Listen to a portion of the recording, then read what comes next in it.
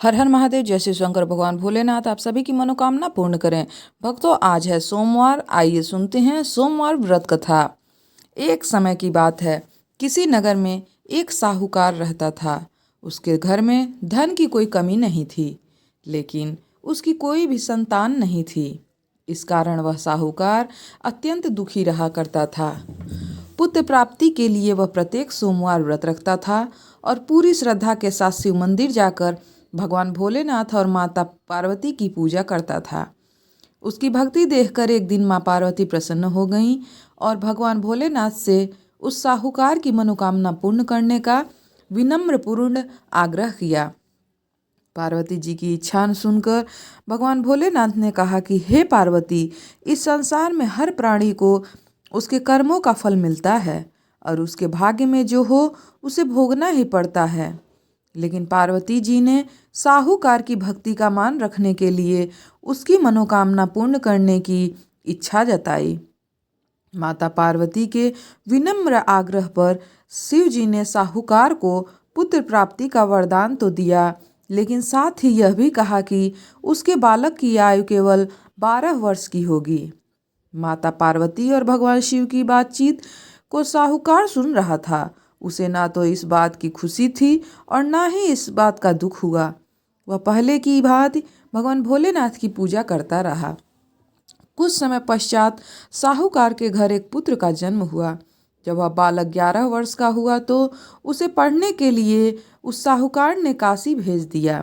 साहूकार ने पुत्र के मामा को बुलाकर उसे बहुत सारा धन दिया और कहा कि तुम इस बालक को काशी विद्या प्राप्त के लिए लेकर जाओ और मार्ग में यज्ञ कराते जाना, दान देते जाना।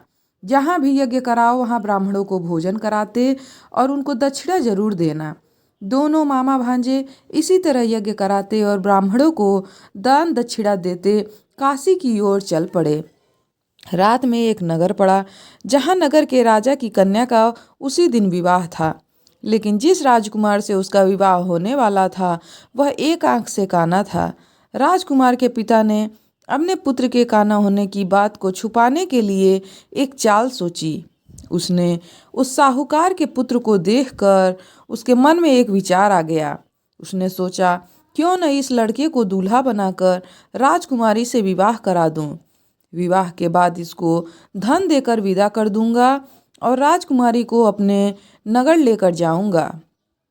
लड़के को दूल्हे के वस्त्र पहनाकर राजकुमारी से विवाह कर दिया गया।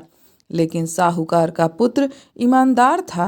उसे यह बात न्याय संगत नहीं लगी।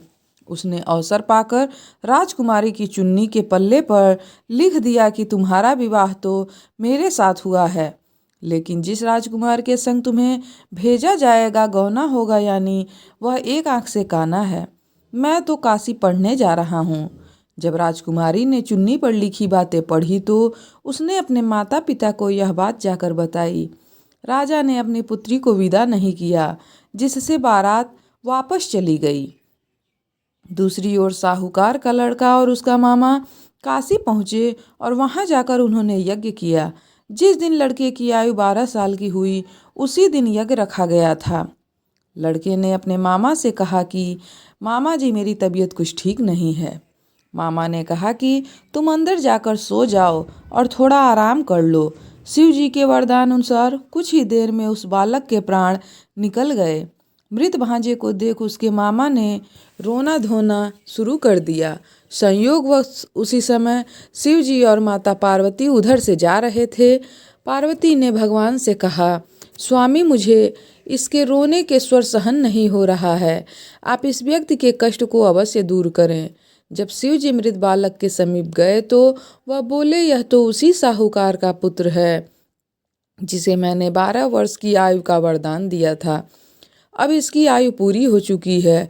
लेकिन मातृभाव से विभोर माता पार्वती ने कहा कि हे महादेव, अब इस बालक को और आयु देने की कृपा करें, अन्यथा इसके वियोग में इसके माता पिता भी तड़प तड़प कर इसी तरह प्राण त्याग देंगे।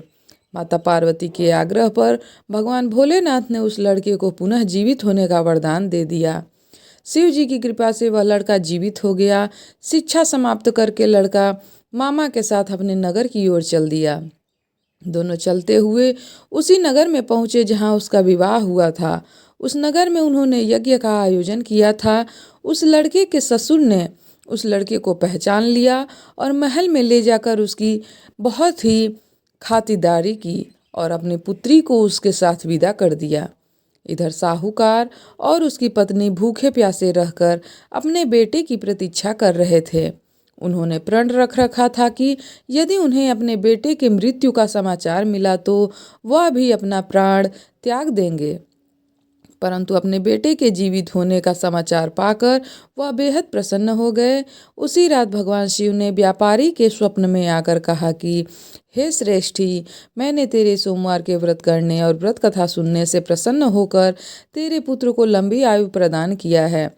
इस प्रकार जो कोई सोमवार व्रत करता है अथवा कथा सुनता है या फिर पढ़ता है, उसके सभी दुख दूर होते हैं और समस्त मनोकामनाएं पूर्ण होती हैं। भगवान भोलेनाथ कृपा बनाए रखते हैं। हर हर महादेव, जय शिव शंकर।